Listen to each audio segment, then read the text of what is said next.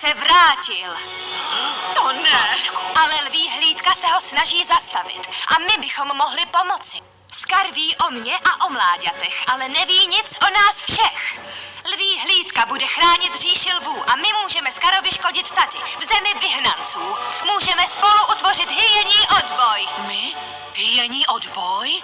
Nemůžeme se mu postavit. Vím, že to zní děsivě, ale tohle je náš domov a musíme ho bránit. Kvetu ni kvetu, doma je doma.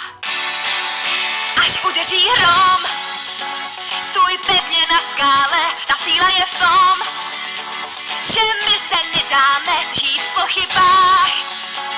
Nás oslabuje víc, než protivá strach. Jsem vítěz, pojď si říct, jen co nás chtějí vyhnat zás, vzkážem nechte nás. Kvetu ni kvetu, doma zůstanem. Kvetu ni kvetu, patříme jen sem.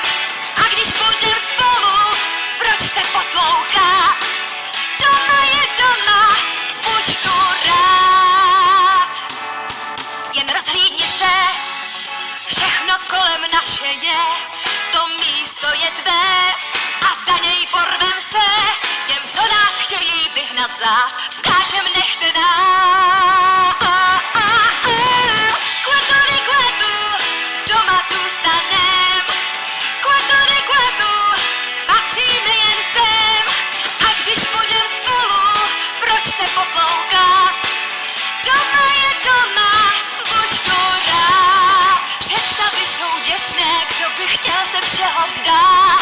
Zlo se blíží rychle, poražme ho na pořád. Tak odvahu a